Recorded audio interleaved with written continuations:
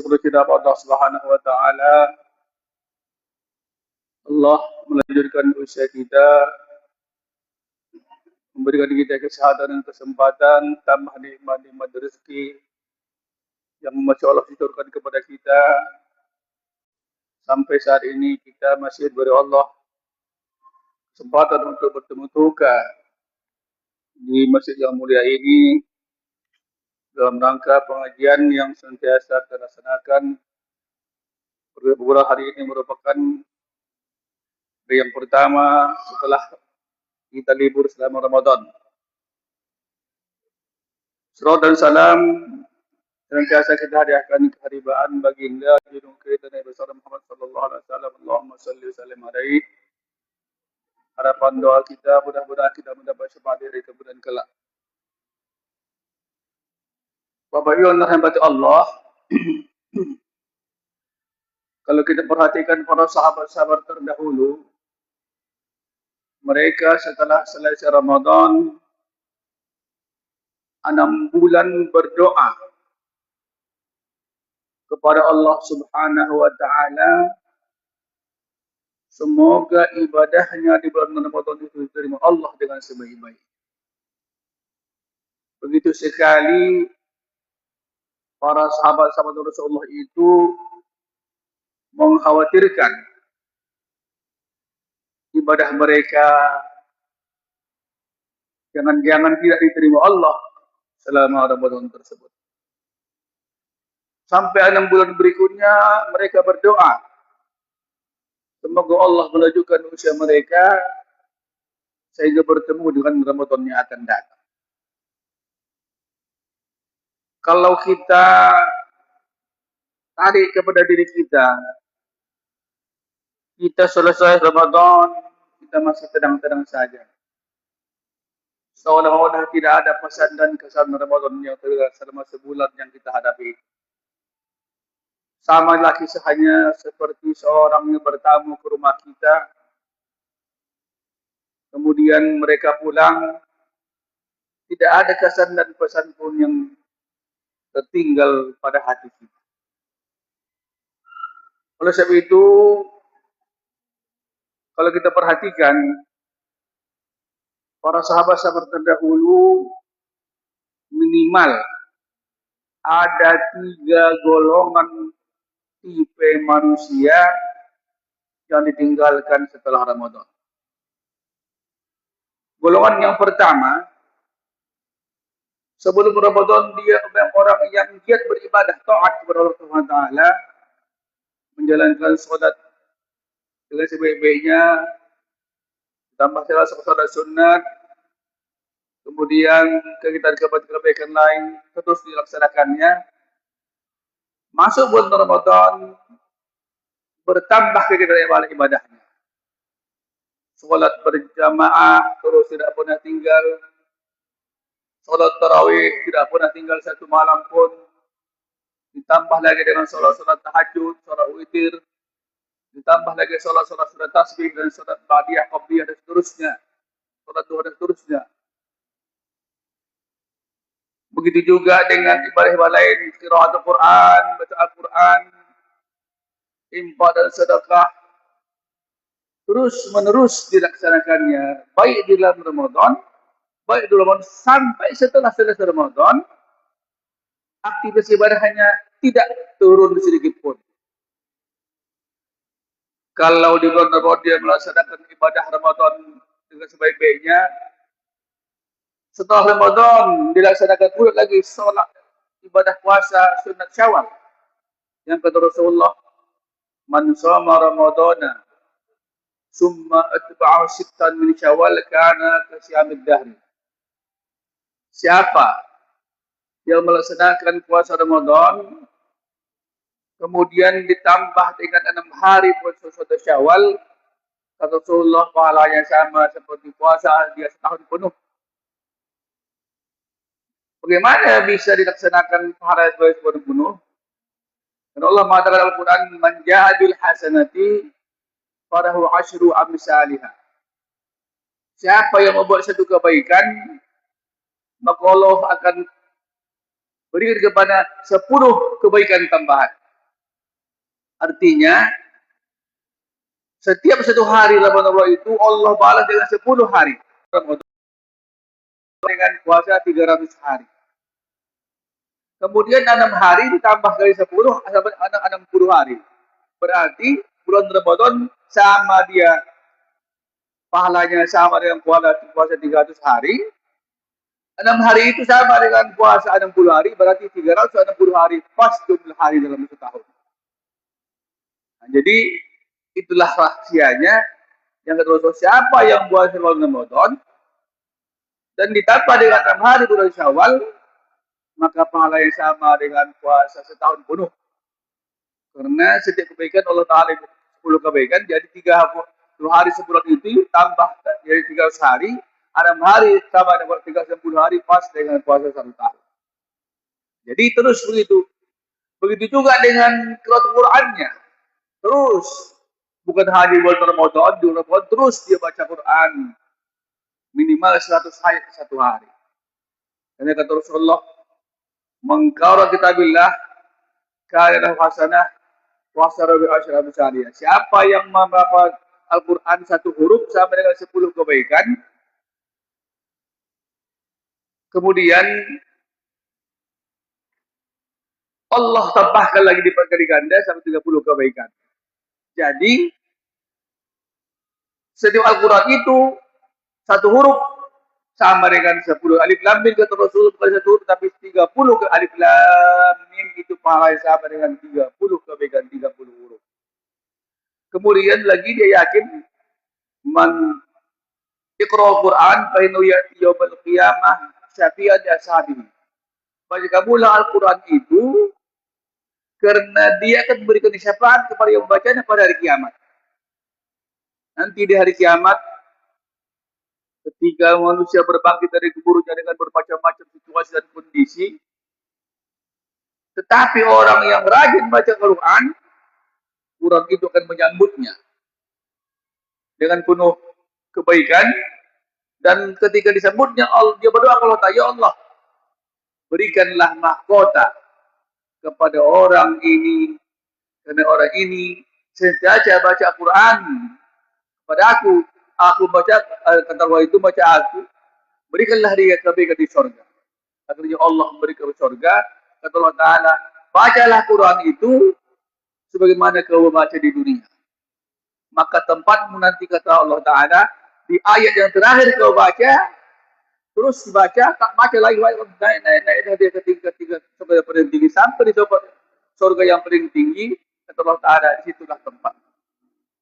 Nah, Allah sebab itu, yang tadi di bulan terbondera, baca Al-Quran rajin, di bulan terus Al-Quran itu dibacanya. Begitu juga orang yang beribadah sedekah.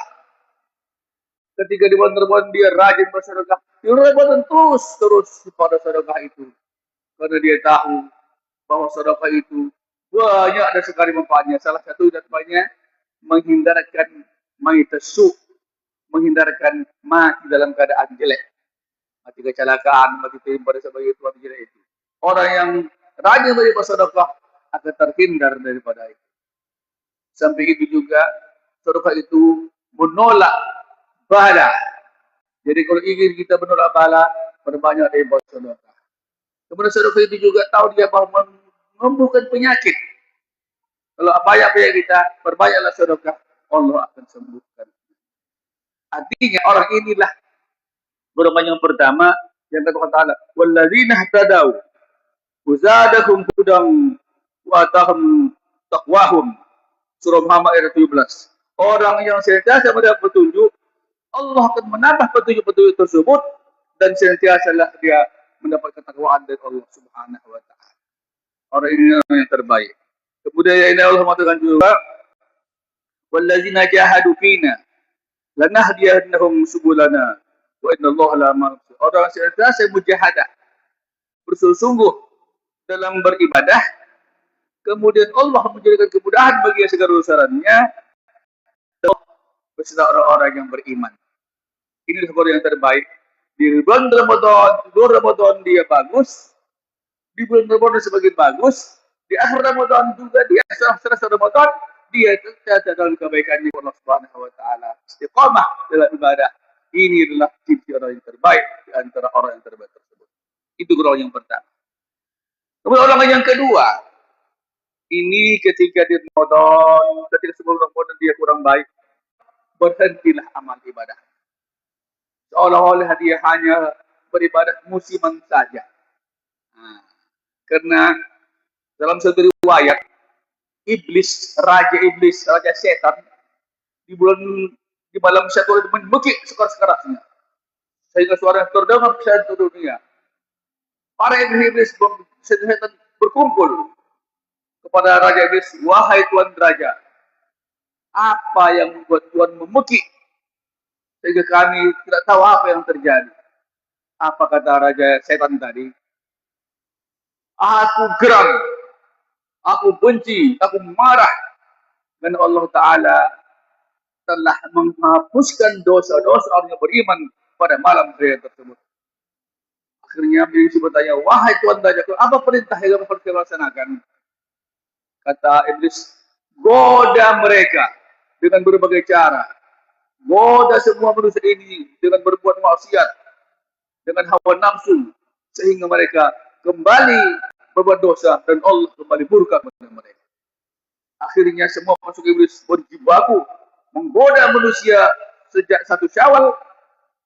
Akhirnya banyaklah kita perhatikan orang-orang telah tergoda oleh berbagai setan ini, sehingga ada sebagian musola ketika di Ramadan sibuk dengan tarawih dan sebagainya. Tapi ketika setelah Ramadan, musola itu pun tak kedengar lagi suara azan subuh pun tak kedengar. Bahkan begitu juga sebagian manusia sibuk di pantai-pantai, di tempat-tempat rekreasi, sehingga bercampur laki-laki perempuan dengan musik-musik dan minum-minuman keras. Kemudian lupa sholat sehingga ketinggalan sholat mereka. Kembali kepada yang berbuat dosa dan kesalahan.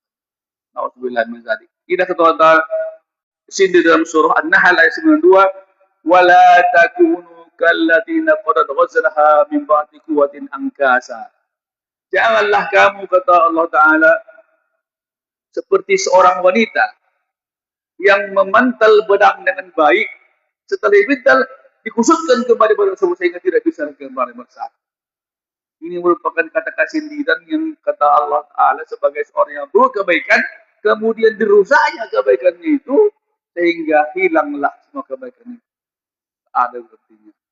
Samalah seorang yang telah capek-capek mencuci baju dengan putih bersih, setelah bersih, dicemplungkan kembali kecomberan, kotoran. Inilah kebanyakan manusia yang ibadahnya tertentu, tapi setelah selesai itu, mereka kembali bermaksiat, keonaran dan seterusnya, seolah-olah mereka itu hanya beribadah di bulan tertentu, di bulan tertentu, tapi selesai mereka kembali kepada kebiasaan semula dengan berbuat maksiat dan pada seterusnya, sehingga solat-solat mereka ketinggalan, solat subuh pun berhilangan, bahkan setelah jabatan ketiga semua buat kemaksiatan. Kemudian golongan yang kedua, golongan yang ketiga, memang sebelum Ramadan ini orang yang jarang melaksanakan sholat. Di bulan Ramadan pun dia tidak ada melaksanakan puasa, bahkan dengan seenak-enaknya merokok di depan orang ramai. Dengan kalau kita perhatikan banyak sekali kedai-kedai nasi di bulan Ramadan yang ditutup dari atas, tapi di bawah terbuka, kaki mereka bergantungan di tutup.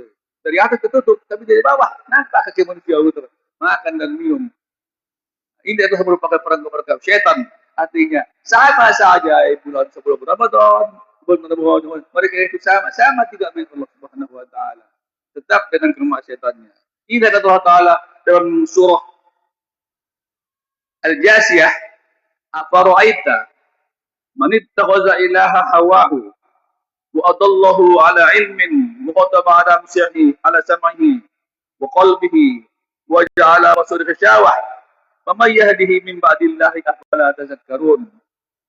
Apakah engkau tidak perhatikan kata Allah Ta'ala, orang yang menjadikan hawa nafsunya adalah sebagai Tuhannya dan menurutkannya apa yang diinginkan oleh hawa nafsu tersebut, sehingga Allah menyesatkannya dalam ilmunya, dan Allah telah menutup pendengarannya dari kebaikan, dan Allah telah menutup hatinya untuk kebaikan, dan Allah telah menjadikan matanya juga tertutup, tidak boleh melihat kebaikan. Maka siapa yang berikan petunjuk Siapa yang beri hidayah kecuali Allah Subhanahu wa taala?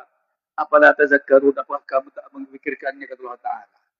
Artinya orang ini menurutkan hawa nafsunya, nafsunya lah sebagai Tuhannya, dan dia mengikut apa saja yang diikut oleh hawa nafsu tersebut. Orang seperti inilah sampah dunia. Oleh sebab itu, Bapak yang berdoa Allah, janganlah sampai Allah menutup pintu hati kita, menutup mata kita, menutup pendengaran kita. Kalau Allah sudah menutup tersebut, tak ada Allah lagi butuh dengan surat kita.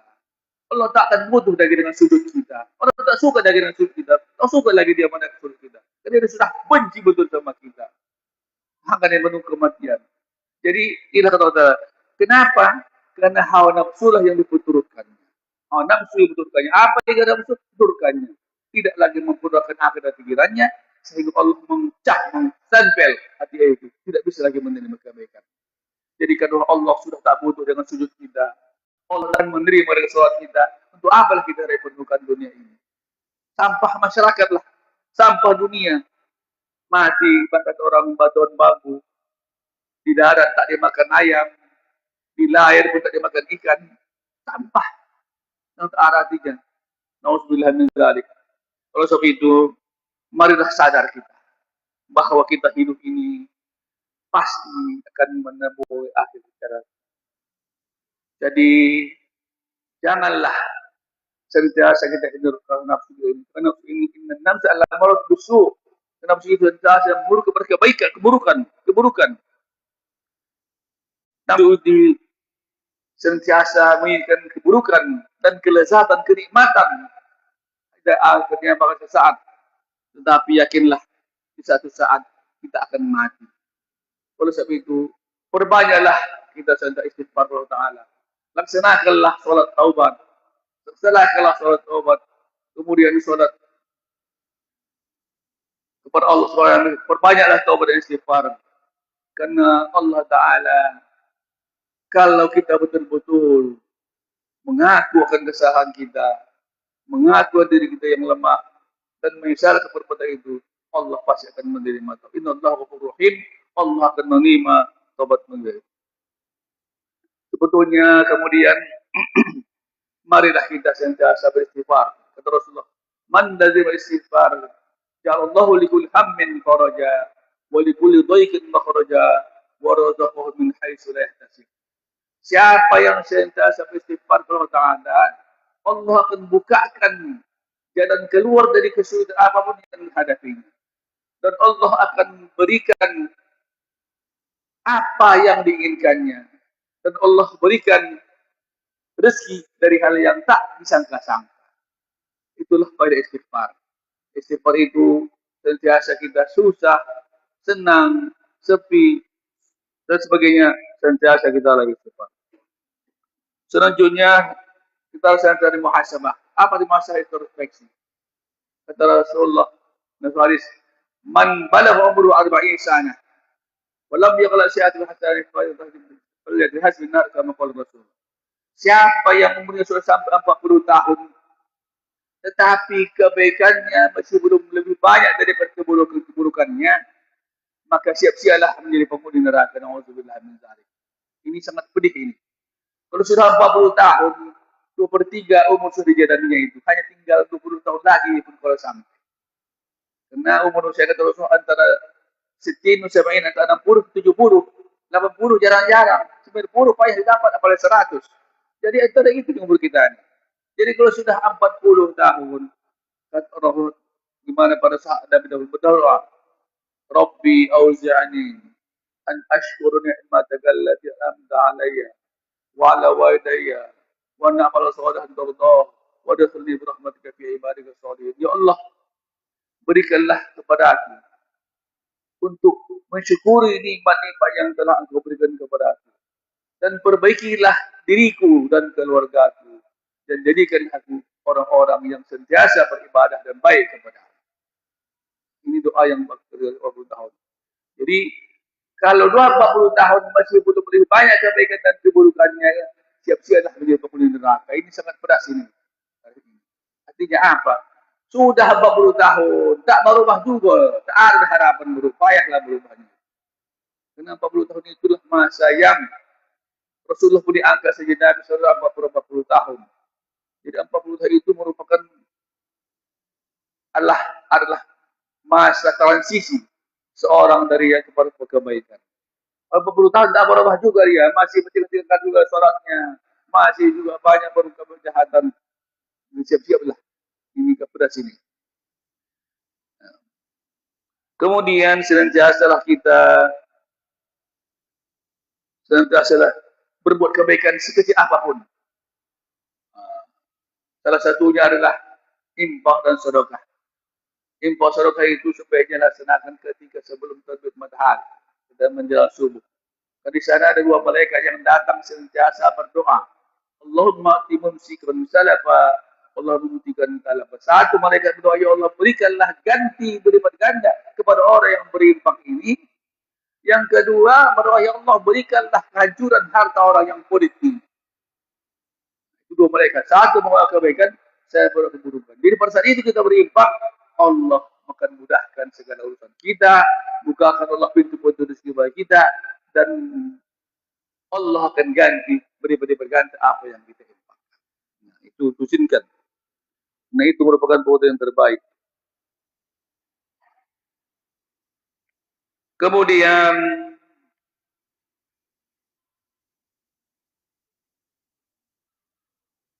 laksanakanlah senantiasa rutin salat berjamaah.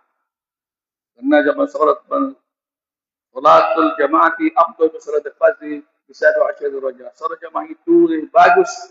Salat sendiri daripada 27 derajat. Artinya 27 kali lebih bagus daripada salat sendirian. Jadi janganlah kita tak melaksanakannya terkecuali dalam keadaan penting, dosa dan sebagainya. Senantiasalah kita nikmat Allah Subhanahu wa taala.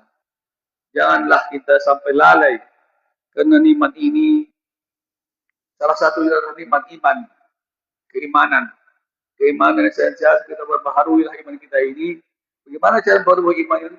Dengan banyak ucapan la ilaha illallah, la ilaha illallah, la ilaha illallah. Minimal 100 kali kita baca setiap hari. Mau subuh, hari, terserah. La ilaha illallah, la ilaha illallah. Selanjutnya berusaha kita semampu kita menahan hawa nafsu. Hawa nafsu ini sentiasa berkeburukan. Ketika kita tiba dalam dorongan hawa nafsu ini, langsung kita baca a'udzubillahi minasyaitonir rajim. Allahumma a'inni ala dzikrika wa syukrika wa ibadatik. Ketika kita digorong oleh hawa nafsu tadi, langsung kita baca a'udzubillahi minasyaitonir rajim. Allahumma a'inni ala dzikrika wa syukrika wa ibadatik. Allah, aku berikanlah kepada pertolongan kepada aku dapat senantiasa bersyukur kepadamu dan bagus dalam beribadah dalam kepadamu. Mengingat segala nikmat yang kau berikan dan berikanlah kepada bagus beribadah, bukan hanya di dalam tempat tertentu atau di waktu tertentu bagus beribadah, tapi di setiap saat senantiasa kita bagus beribadah kepada Allah Subhanahu wa taala. Kemudian berikutnya sentiasalah menjaga hubungan kita dengan sesama manusia. Afdal minan nas. Dalam Al-Quran sentiasa wal'afina nas, memaafkan kesalahan orang lain. Tidak ada Al-Quran merintahkan kita minta maaf. Tak ada satu ayat pun mau kita minta maaf. Tidak ada. Anjuran adalah memaafkan. Jadi kalau sudah kita memaafkan kesalahan orang lain, tak perlu minta maaf lagi. Jadi Al-Quran hanya mengajarkan kita untuk memaafkan. Tidak ada perintah untuk minta maaf. Tapi adalah memaafkan. Jadi kalau kita memaafkan orang lain, akhirnya alhamdulillah sudah plong kita. Maka dulu ada salah seorang sahabat ketika datang pengajian, kata Rasulullah, tunggu ada orang masuk surga belum sampai. Tiba-tiba ada seorang laki-laki membawa sandal jepit, kemudian mukanya basah, pas baru duduk. Setelah duduk, akhirnya Rasulullah memulai tausiah. Kemudian besok begitu juga, masih ada satu orang Rasulullah belum sampai kata Rasulullah. Sampai 3 kali berturut-turut, ternyata orang itu juga yang kata Rasulullah yang belum datang itu. Yakinlah mereka bahasanya itulah yang kata Rasulullah ahli surga. Salah seorang sahabat Rasulullah namanya Abdullah bin As ingin tahu, datang ke rumah orang ini menginap 3 malam. Wahai Tuhan, bolehkah saya menginap 3 malam? Saya ada masalah dengan orang tua saya. Orang itu silakan. Sebenarnya ini yang ingin apa amalan orang ini sampai kata Rasulullah dia menuju surga. Tetapi setelah 3 malam Abdullah bin As tidak melihat hal yang aneh yang tak biasa lakukan. Bahkan Abdullah bin As setelah malam dia tahajud, orang tidur mau orang tak apa. Tidak buat terhajud apa. Tapi kenapa kata Rasul dia menuju surga? Sampai 3 hari, wahai Tuhan, sebenarnya saya tidak ada masalah. Cuma saya ingin melihat apa rahasia amalanmu sehingga engkau kata Rasulullah penghuni surga. Apa kata orang ini? Wahai akhi, saya tidak ada amal apa-apa. Apa yang kau lihat itulah amal saya. Tapi apa amalan kau sampai kata Rasulullah engkau penghuni surga? Katanya, wahai akhi katanya. Setiap malam sebelum tidur, saya sudah maafkan semua orang. Tidak ada dalam hati dendam, tidak plong semua. Ternyata itulah orang yang surga memaafkan semua kesalahan orang lain. Jadi bahwa Allah itu makanya dalam Quran tidak ada perintah untuk meminta maaf, tapi perintah untuk memaafkan. Jadi kalau kita saling maaf semua, tidak ada perlu untuk maafkan. Adalah mari kalau kita maafkan orang lain, maafkan nas, maafkan orang lain, yang itu merupakan daripada ahli surga. Demikianlah bagaimana bentuk kajian mahar manfaatnya. Lebih bersabar. Kalau mungkin ada pertanyaan, silakan Tuan Ibu.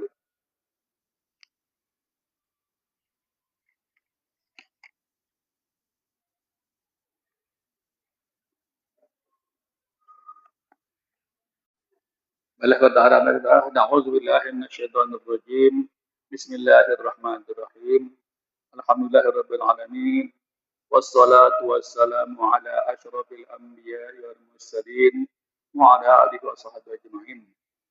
Allahumma ighfir lana dzunubana wa liwalidayna warhamhuma kama rabbayana shighara wa li jaddina wa jaddatina masyayikhina wa asatidina وأولادنا بناتنا والمسلمين والمسلمات الأحياء منهم والأموات برحمتك يا أرحم الراحمين اللهم أعنا على ذكرك وشكرك وحسن عبادتك ربنا أوزعنا أن نشكر نعمتك التي أنعمت علينا وعلى والدينا وأن نعمل صالحا ترضاه وادخلنا برحمتك في عبادك الصالحين ربنا أوزعنا أن نشكر نعمتك التي أنعمت علينا وعلى والدينا وأن نعمل صالحا ترضاه وصلنا في ذريتنا إنا تبنا إليك المسلمين اللهم نسألك الهدى والتقى والعفاف والغنى